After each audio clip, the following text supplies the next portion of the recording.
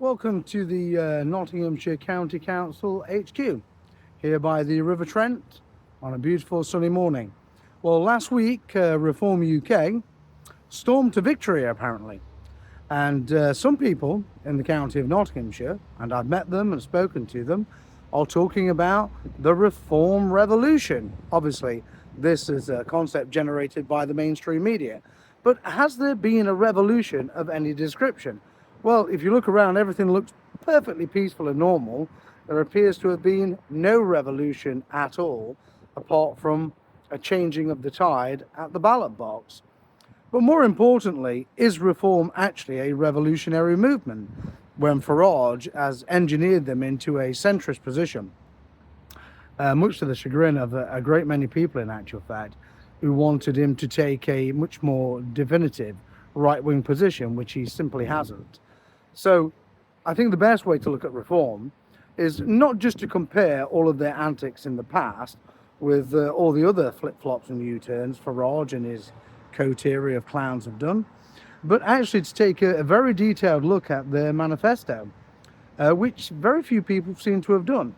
And we have to ask ourselves why the media goes so softly on Nigel Farage, and more to the point, why they talk him up around the clock, whilst he claims that, oh, they're just anti-me, they're just anti his enormous ego, which is completely untrue. Because since 2003, when the Daily Mail started talking up UKIP against the BNP, the mainstream media have never stopped talking up Nigel Farage, and that's what generates the interest in him. So Nottinghamshire has some very particular difficulties, shall we say, many of which I can't discuss because of super injunctions enforced from the local courts. However, and that's another issue with reform. Are they really going to do anything to reinstate free speech? I don't think they'll do a single thing, quite frankly. But that said, so Reform UK, a revolution. Yeah, there's no sign of a revolution anywhere here. But as I said, this county has some very particular problems. And I think over the next 4 years, I think it is, we have these, these new wave reformers in office for. Well, let's use Nottinghamshire as a testbed county to see exactly what or if any reform they actually deliver. So, this is going to be a very interesting case in point, isn't it? Because if they can't reform a county like Nottinghamshire, then they have absolutely no chance of reforming the rest of the country. I know that much for certain. But as I said, and I can only reiterate, let's take a good close look at Reform's ever-changing manifesto. Perhaps it should be called the flip-flop policies. But anyway, let's do a deep dive, shall we? Here at Nottinghamshire County Council, now under Reform control.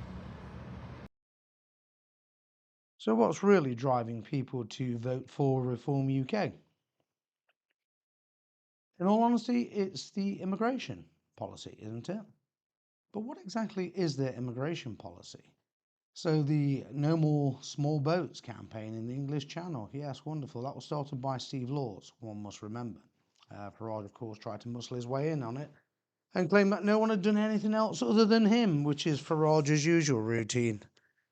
So can this policy actually work? Well, in actual fact, Farage just wants to leave the ECHR, but he doesn't want to leave the 1951 Refugee Convention with the UN, which is what activist lawyers use in our courts to stop deportations. So it's not going to work, is it? In actual fact, in the legal context, you're just going to run into a legal minefield. In terms of the NHS waiting lists, well, yes, they certainly do need to be reduced. But introducing private healthcare vouchers, it really isn't the way to do it. That's the first major step to privatisation. The way to do it is to stop all immigration, in actual fact. We need a total halt to all immigration in this country for a minimum of 10 years. Absolutely nothing else is going to enable us to get the whole situation under control. And Farage knows this. Slashing energy bills, that's a good idea, but that's also key to bringing about a peaceful revolution of the resolution of the Ukraine-Russia war. which seems highly unlikely until we have a Russian military victory. And what that situation will do to energy prices, who knows? There's also another major problem in that Farage is a slave of the Israel lobby, both in the United States and here in Britain. He's totally committed himself to them. And of course, he will back them no matter what horrendous acts they undertake in the Middle East in provoking war with their Muslim neighbours. So, in all honesty, that's a non starter as well. So, the immigration policy in itself frees non essential immigration. Well, what is non essential immigration? To Farage, that means simply illegal boat invaders coming across the English Channel. What is essential immigration? Well, there is no essential immigration into this country whatsoever. The immigration system is completely and utterly broken. It is irreparable if we allow mass immigration to continue. And we've heard from Farage and Ties that they want a maximum or a minimum, whichever way you looked at it, of 600,000 into the country each year, one out, one in. So 600,000 Brits leave the country and 600,000 foreigners come into the country. And Nigel, of course, has said many times that he wants many more Indian manual workers in the country, which is in total conflict with the national insurance rate raised to 20% for foreign workers, whilst the the NI rate for British workers is 13.8%. Apparently, this encourages employers to employ British people. Well, actually, then what is the point of saying we need even more Indian workers in the country? Is it just so that they can tax them more? And obviously, the employer immigration tax and also national insurance would be higher, so that raises a little bit more for the exchequer, does it? Well, look, at the end of the day, this is all nonsense. It's just tinkering. Stop immigration completely, and the problem is resolved. Yeah? A minimum of 10 years will be required. Most likely 15 to 20 years will be required, in all honesty. And the best way, obviously, to fix the entire problem that we have with mass immigration and the balkanization of our cities and the sectarian conflict that is escalating every single week is remigration. Now, Farage is vehemently opposed to remigration.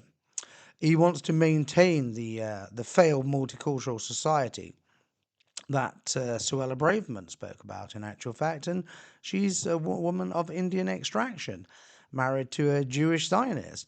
So one would think that even Suella Braverman knows that the multiracial society has failed, which it has, in actual fact.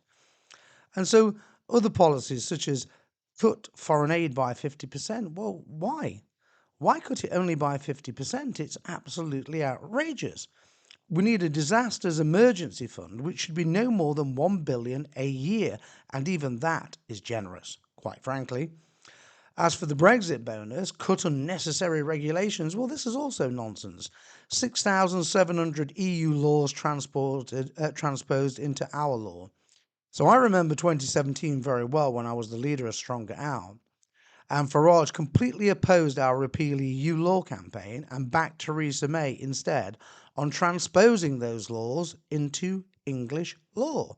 So it's another example of the treacherous behaviour of Nigel Farage, and of course is perennial flip-flopping, or is it perennial in actual fact? It seems to be a weekly flip-flop at this moment in time.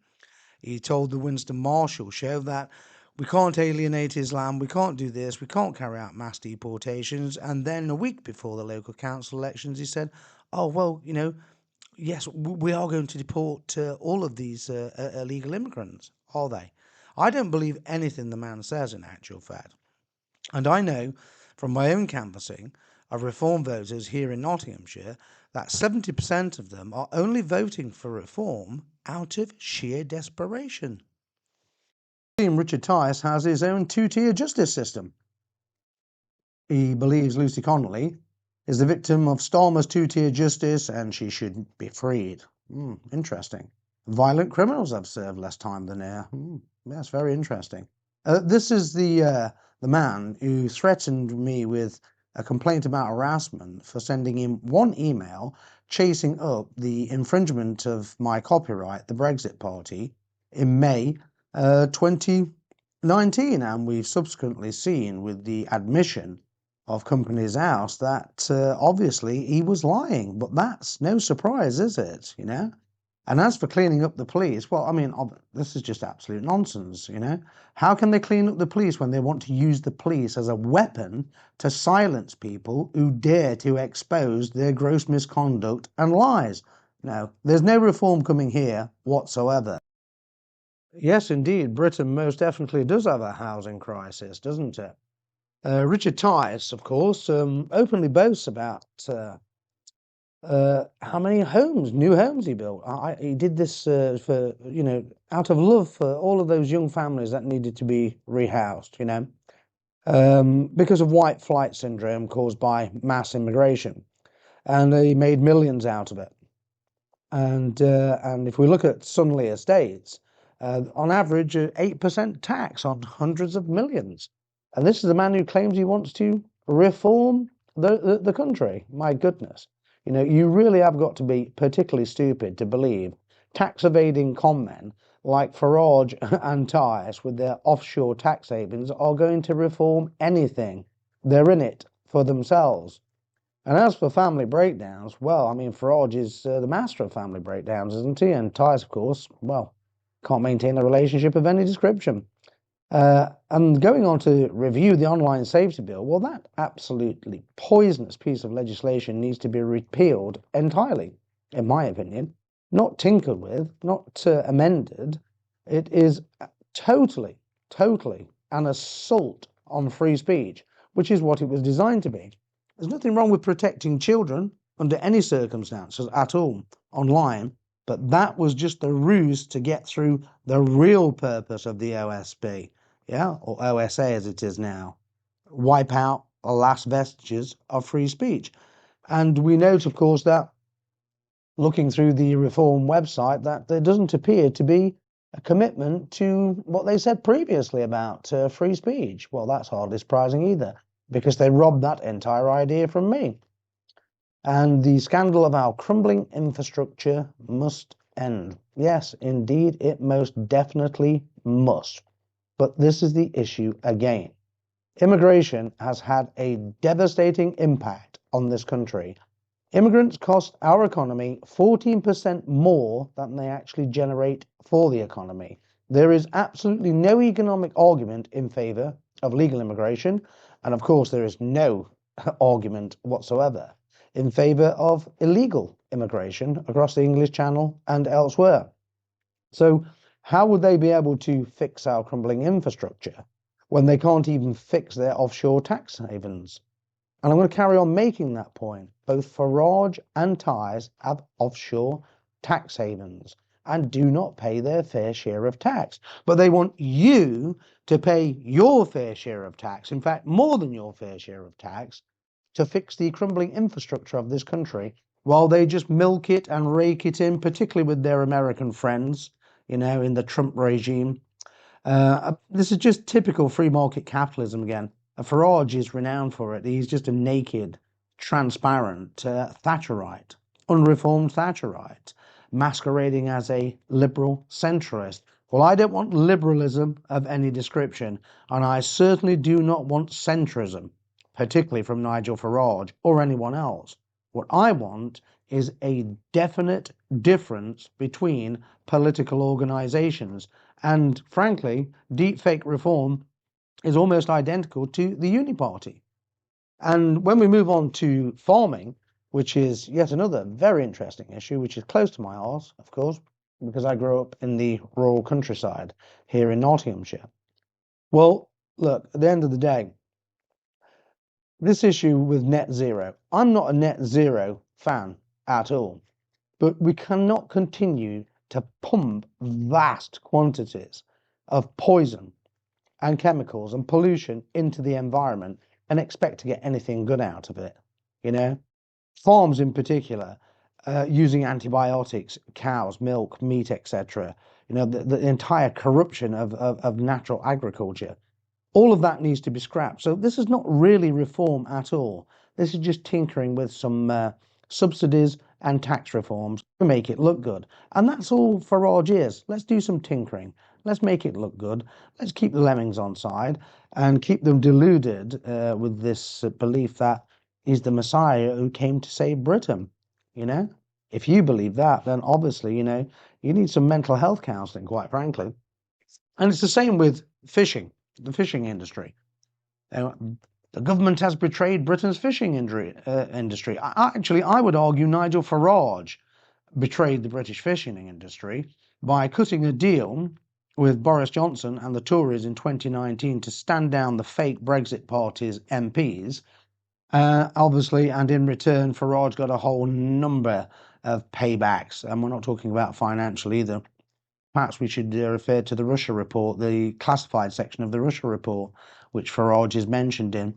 That was a favour to Aaron Banks and Nigel Farage. So no, they betrayed us on Brexit, 100%. In fact, he ran away the very next day after the EU ref. Why would anyone take this man seriously? When he is in actual fact the Grand Old Duke of York, he marches his men to the top of the hill, marches them back down again, and then does a runner with sackloads of cash into a tax-free haven and cozies up to Donald Trump. And as for deserve to be treated with dignity and respect, the elderly, yes, most definitely they do. My mother is 89 years old, and I treat her with dignity and respect. And looking after an 89-year-old woman is very, very difficult. Well, that is true, yeah? But frankly, Farage and Tice, I don't think these people have an emotive core anywhere at all. I've not seen it. They don't seem to care. And we've seen from their groupies, particularly with their comments on this YouTube channel, we don't care if they robbed your copyright. We know you don't care because Reform is just another criminal gang. And his sad, stupid groupies are just another bunch of crooks, aren't they? By proxy, one would think. And as for constitutional arrangements need reform, yes, of course. Now, I remember Nigel Farage, and as I said previously, opposing our Repeal EU Law campaign in 2017, and also the demand we made for a new British Bill of Rights, which enshrined freedom of speech in Article 1, and which had constitutional authority over all law preceding it and to come. Farage totally opposed it, This is the man who backed Theresa May at every single stage. He was totally in bed with the Tories. At one time, he even said Jeremy Corbyn, that communist, is the best hope for Brexit. And then, just a little bit down the track, he made a dodgy deal with Boris Johnson. And the rest of history, we ended up with Brino, mass immigration on an unprecedented scale. And all this is the fault of Nigel Farage, isn't it? Because if he's to be given the credit for Brexit, which he doesn't deserve at all, and the EU ref, then he must take credit for the fact that we ended up with Brino and immigration on a massive scale. And he wants to continue that.